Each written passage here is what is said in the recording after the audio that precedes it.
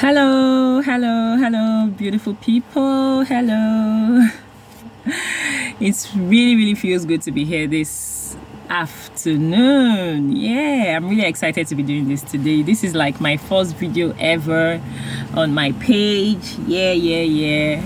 And I've had this burden for some time, to come up here to share, for us to learn in this journey we call life, in this thing we call life, because life is actually indeed a journey. And so my name is Phenomenal Jennifer, and on this page we're going to be talking about everything faith, everything life, everything dynamism, everything lifestyle. We're going to be sharing our fears, sharing our failures, celebrating our wins, just basically learning and unlearning and relearning. That's what this page is really going to be all about. And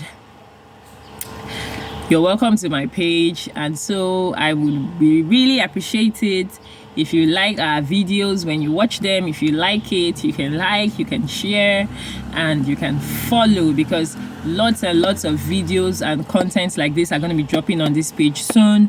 And you can drop every of your observation, every of your contribution in the comment section. I'm going to be there to be responding to each and every one of them. And then if you have suggestions of what you would like us to talk about on this page, you can please drop it in the comment section, and you can be rest assured that we will talk about it. But I just came up here to talk about something that I noticed is really predominant and rampant now. It used to be more pronounced in the Western world, but it's coming closer home now, and we see it like every day. We see people around, we see young people who are having the urge to do this thing. And what is this thing I'm talking about? Suicide. Yes, suicide. Is it an option? Should it be an option in the first place? So I'm going to be sharing an experience of something that happened to me recently, something very recent that happened to me, and I just came up here so that we can share.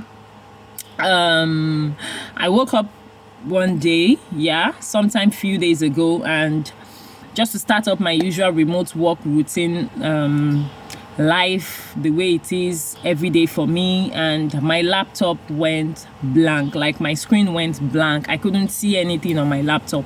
Oh my god, this got me so tensed up, because for once I had a lot of things to do, a lot of things on my plate at that time, right? And I was really mentally not ready for it. It didn't give me any sign whatsoever. This laptop just went blank on me. Oh my god.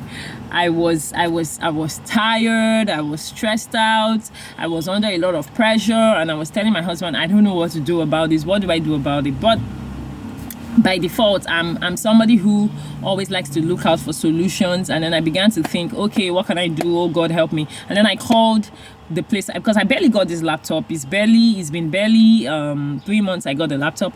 And so I called the people I got it from. Their office is somewhere in Ikeja, and they said, okay, just bring it down. I just told them, I said, look, this is what happened to my laptop. I just woke up this morning trying to do some work, and this is what happened. And they said, okay, bring it down to us. And because of the urgency of how the laptop just went blank on me, the day of the week I had to take the laptop down to this place in Lagos was on a Friday. Those of us that live in Lagos know how crazy the traffic can be on Fridays. And off I went. I think it took me like 4 hours to get to their office. And when I got there, I just told them, I just gave it to them. I was like, okay, please just fix it.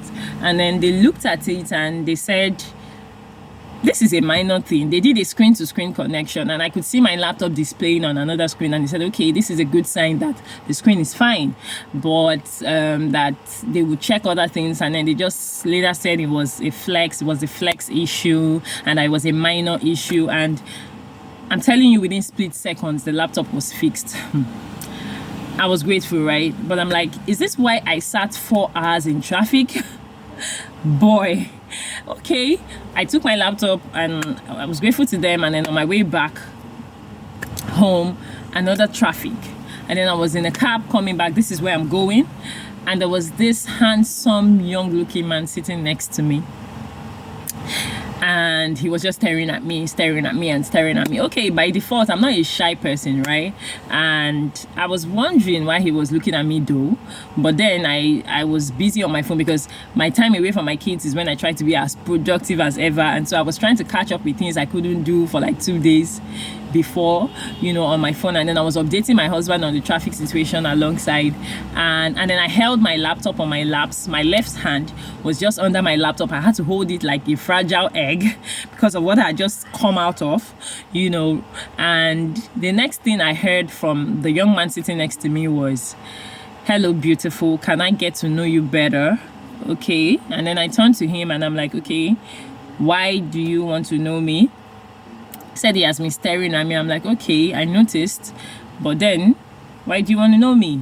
And then he had this shy look on his face, and it was like he wants to get to know me better. You know, when a guy begins to talk like that, you already know where they're going by default. And then I said, okay, let me just save your time. That's what I said. And then I said, I'm married. And he said, oh, really? That he was looking out for the ring on my finger and he didn't see it. I said, okay, that's because you didn't see my left hand because I'm holding my laptop, voila, like I'm married, okay? And it was the next thing that he said that caught my attention. He said, oh, I'm so sorry, just that I'm desperately in need of somebody to get married to. Wow. And I'm like, desperate? You know, this is Africa. We know the people that are usually on this table he's talking about is the ladies. We are always the ones at the receiving end. Most times it's always the ladies. You will hear, okay, I'm desperate, time is against me, I need to get married. Because he was a guy, I was concerned, I was worried, and I'm like, why are you desperate? Why? And he said, okay, because among his peers growing up, he used to be like the celebrity amongst them, and now all his friends are married. He's the only one who is not married, and the pressure is so much on him. And I'm like, okay, I think I'm in your head right now, and I understand where you're coming from.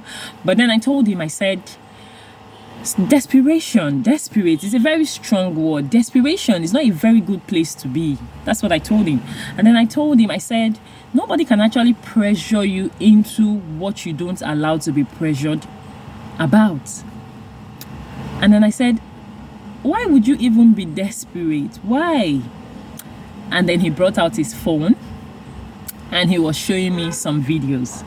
Now, the videos were a very pretty young girl with some random guy, and he was telling me that this was the person he wanted to get married to, and that he has invested so much in the relationship, introduced her to his folks, he mentioned this place in Victoria Island that he went to get a diamond ring, like an original diamond ring, to propose to her. So everything was already moving fine until out of the blue she blanked out on him. She stopped taking his calls, she stopped responding to his messages, and this threw him off balance. He said he had to now start, you know, trying to get through to her by all means, and he discussed it with one of his friends. Obviously that his friend is in tech, and the friend said, okay, you know what, send her number to me, and let me see what I can do. And so he forwarded the girl's number to that his friend, and the friend hacked into the girl's phone.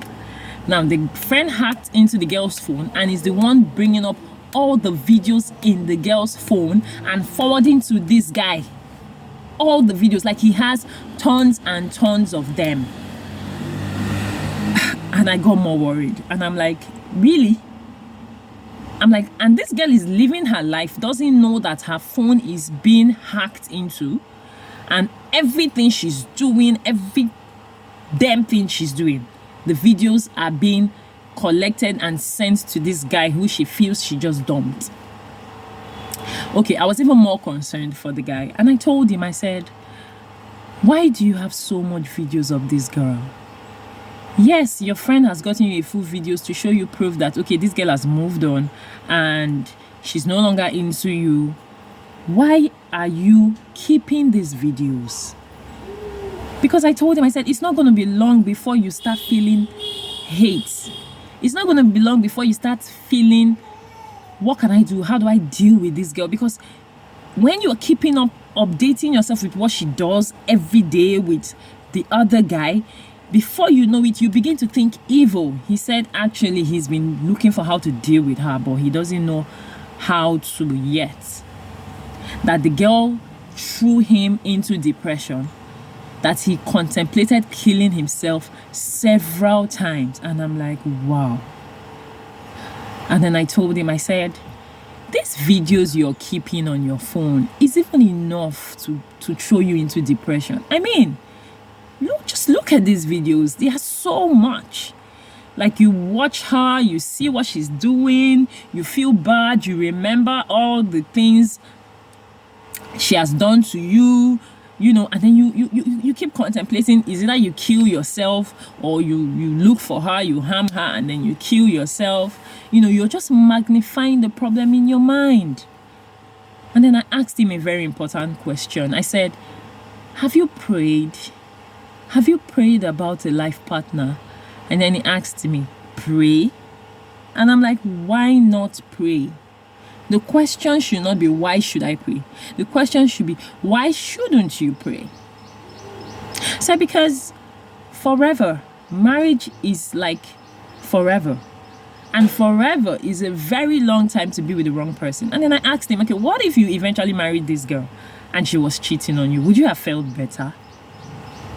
He was just staring at me. And I said, that's why you should pray. I'm an ardent believer that God is the best matchmaker. He can connect you to the best person for your life. He can connect you to the right person for you. Everybody has a right fit. Yes, people are good. Good people are everywhere, but not everybody is good for you. And then I told him, I said, there are some challenges, there are some things you would hear from people who just randomly chose a spouse that you wouldn't hear from people who actually prayed and God ordered their steps to their spouse. Don't get me wrong, I'm not saying that people who prayed and God ordered their steps don't have their own challenges. No, that's not what I'm saying. But I can bet you that when God is the one who connects you to your spouse, it's a different kind of flex. And then I told him, looks are really not like the only criteria you should look out for when you're choosing a spouse. I mean, good looks are good. I'm a good looking person. And then my spouse is one too, but it's not like the only yardstick. It's not. Because if that is what you make your yardstick, this is what you keep on getting. You saw me, you think I'm a fine girl, and you're already wanting to know me better. And maybe if I had, or if I wasn't married and I decided, we exchange numbers, we've started a relationship. Things don't work like that. Some relationships work like that, but not all. You should know what is good for you and what suits you. And sometimes it's only in the place of asking God, in the place of prayer, that you actually get this right direction. I told him. I said, and you don't have to be like the best, the prayer warrior, the saint, for you to pray before God can hear you. I said, even people who do not even involve God, people who even tell God, oh God, mind your business, who go about their daily life without even involving God, God actually gets involved in their issues. Like, I've heard stories of people that say, oh, I randomly escaped an accident. I just closely escaped an accident. I don't just know, something just told me to leave that spot. It wasn't something, it was God. And he was looking at me. I shared some experiences with him too of situations, times in my life when I've been in really hopeless situations. I'm going to be sharing these experiences in episodes, And when we're done with that discussion, he just looked at me and said, thank you. And I said, you're welcome. I really felt that the thank you came from his heart. And then he said, I'll pray and I would move on. And I said, good. I would like that for you. And it was just after that discussion, the road became so free. Before you knew it, he alighted at his junction. Before you knew it, I got to my own bus stop too. And I was just thinking, could this be why God brought me out today? Could it be that if I hadn't, met with this guy, like talked with him, he would have maybe done something crazy, like maybe killed himself or even planned to hurt that girl? Because he said he has actually been in a relationship or relationships before, but this is like the main relationship he focused all his attention on. And I feel that that is how it is for a lot of young people. When we have dashed expectations, when we have expected that, okay, this thing is supposed to happen for us and it doesn't happen, we begin to think about it, we begin to meditate on it, we begin to feel bad about it. The problem begins to expand and grow and look bigger than it is in our minds, and the next thing we see that, oh, this problem has become like a wall surrounding us, there's no means of escape, and the next thing you begin to think is how to end it all, how to end your life. Please, whatever it is you're going through, suicide is not an option. Sometimes a closed door at you or a big no to you is just a redirection into where God wants you to be, into where God feels is best for you and knows is best for you to be. You just have to look on the brighter side. There is always a brighter side to everything. There is always a brighter side to everything. So please, let's look on the brighter side. Let's not keep seeing suicide as an option, because it's actually not an option. So please, if you like this video, like, comment, share, and please follow. And like I said, you can drop your observations, you can drop your contributions in the comment section, and if there is anything you want us to talk about, anything you want us to share, we're here for it. So please drop it in the comment section, and I'll see you guys in the next video. I love you guys, and bye for now.